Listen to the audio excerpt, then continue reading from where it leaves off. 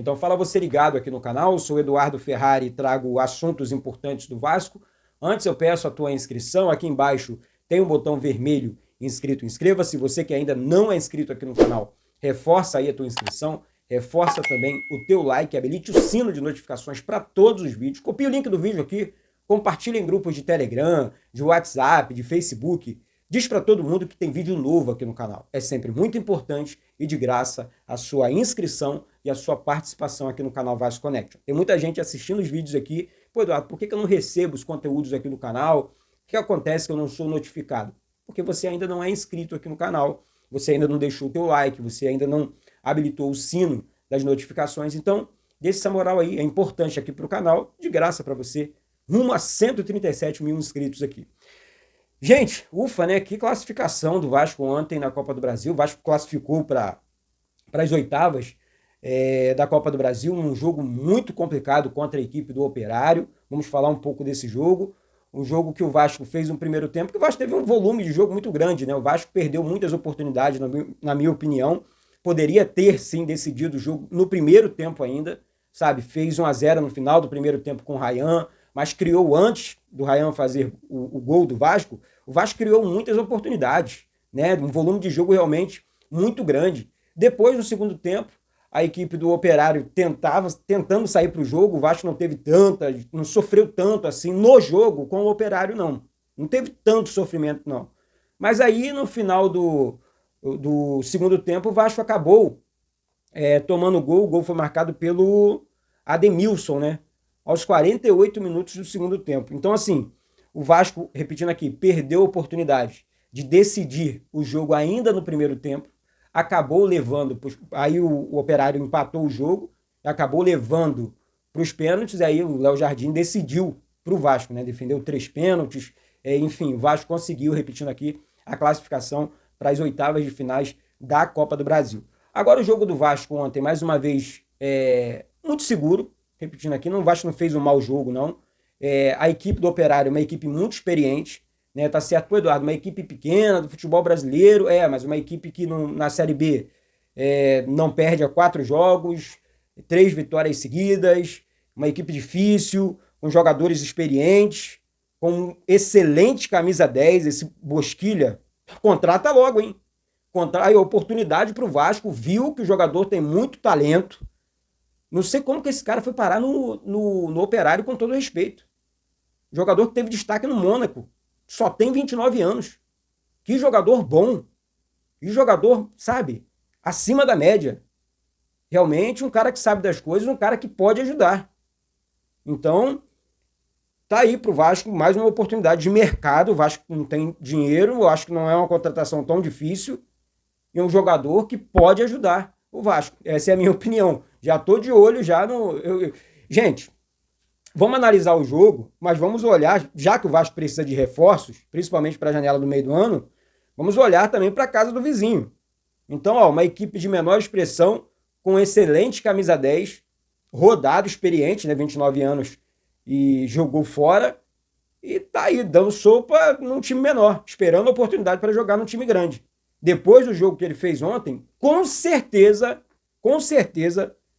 outras equipes, o jogo contra o Vasco, outras equipes viram o futebol desse rapaz, esse Bosquilha, muito bom jogador da equipe do Operário. Enfim, o Vasco, voltando aqui para o jogo, o Vasco conseguiu a classificação, 3 milhões na conta, a Copa do Brasil é uma Copa milionária, agora são as oitavas de finais, o Vasco precisa realmente observar mais agora os próximos adversários, agora focar, né, no Campeonato Brasileiro, virar a chavinha. E assim, gente, parece que não. Mas o Vasco continua numa crescente, sabe? Depois do jogo contra o Lanús, foi aquela derrota, que o Vasco acabou, uma derrota chata. Enfim, o Vasco fez um grande jogo contra o Fortaleza. Por incrível que pareça, o Fortaleza jogou mais aberto e tomou gols do Vasco, né?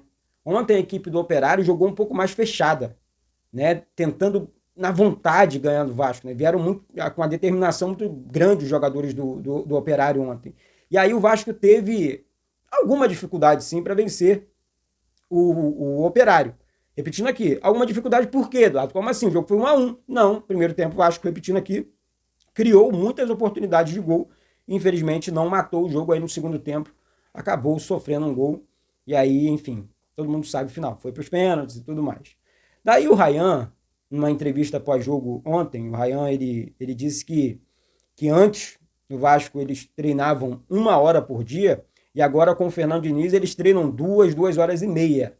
Então, assim, é para a galera entender mais ou menos o trabalho do Fernando Diniz, que é um cara que trabalha de verdade.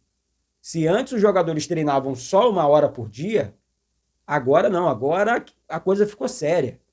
Agora são muitas repetições, 2 horas, 2 horas e meia de treinos todos os dias. Né? O técnico Fernando Diniz não está ali para brincadeirinha, passou isso para os jogadores entenderam a seriedade e tudo mais. Então, parabéns ao Ryan, também fez bom jogo ontem, fez o gol do Vasco. E aí, uma cena ontem, assim, inusitada no jogo de ontem. Ontem, quando o Lloyd Augusto entrou no jogo, no segundo tempo, né? Ele, enfim, fez algumas jogadas erradas e tudo mais, errou algumas situações de jogo, tanto que o gol do Operário saiu num erro dele, né? Ele errou lá na frente, depois o Operário marcou o gol. Mas antes disso, o técnico Fernando Diniz chamou a atenção dele, daí ele fez um bom lance, deu um chute pro gol, o goleiro do Operário fez uma grande defesa e ele ficou meio que abusando ali, né? Botando a mão no ouvido, não sei se olhando para a torcida ou para o técnico Fernando Diniz. Na minha opinião, foi para o técnico Fernando Diniz, porque ele deixou claro que não gostou, né? Que o Fernando Diniz chamou a atenção dele, não sei o quê. Olha aqui, o Fernando Diniz é mais importante para o Vasco do que esse Lloyd Augusto, hein? Esse cara é abusado, esse cara é meio tantão das ideias, não é um grande jogador, é um jogador no máximo esforçado, com uma marra lá em cima e muito polêmico. Se tivesse essa marra toda e fosse um jogador decisivo, de decisão, aí beleza. Agora, colocar a mão na orelha para a torcida do Vasco ou para o técnico do Vasco, ou rala. Tá maluco? Pirou o cabeção? Abusar da torcida do Vasco, pedir, ou até mesmo pro técnico. Aqui eu tô pesando os dois lados, ele não tem que botar a mão na orelhinha para ninguém. Baixa a cabeça e principalmente baixa a bola. Porque não tem esse futebol todo, não é nenhum Edmundo, não é nenhum Romário, não é nenhum Felipe, Pedrinho, jogadores grandes que passaram pro Juninho Pernambucano, entre outros que passaram pelo Vasco não, hein? Que história é essa? Que papo é esse? Gente, eu fiquei revoltado com aquela cena. E ali, na minha opinião, a cena foi chata porque, independente para quem, se foi pro técnico ou pra torcida, ele não tem que ficar revoltadinho, ele não tem que ficar botando a mão na orelhinha, nem pro técnico do Vasco, principalmente pra torcida do Vasco. Se a torcida vai é porque ele é ruim. Porque não tá jogando nada. Então, pelo amor de Deus, repetindo aqui, baixa a tua bola que tu não jogou nada ainda com a camisa do Vasco.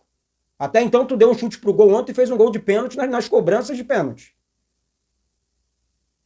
Né? Então, fica ligado, irmão. Fica ligado aí, porque, principalmente a diretoria do Vasco.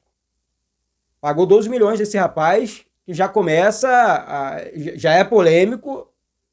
Então, a situação pode piorar, né, com esse tipo de abuso dele. Falta de maturidade, sei lá o que é. Então, assim, aí depois do jogo, nos pênaltis, também quero falar sobre o João Vitor.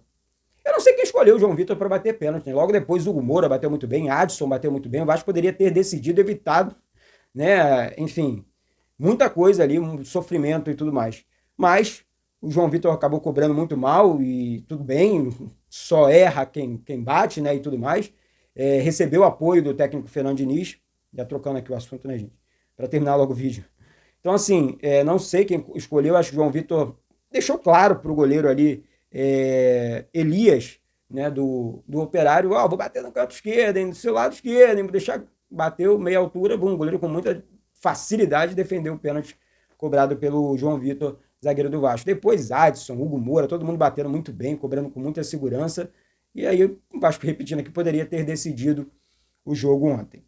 Antes, né, mesmo nos pênaltis. Mas enfim, Vasco classificado, agora é aguardar sorteio, né, o próximo adversário do Vasco, nas oitavas de finais da Copa do Brasil. Agora é virar a chavinha, repetindo aqui, final de semana tem jogo contra a equipe do Fluminense, clássico no Maracanã. Vamos, né, continuar com a mesma pegada, com o mesmo futebol. Ontem tivemos muita dificuldade, mas um ótimo volume de jogo, repetindo aqui. E é isso, é continuar evoluindo, tá? Evoluindo. O Vasco está numa evolução com o técnico Fernando Diniz. Valeu, gente, é isso.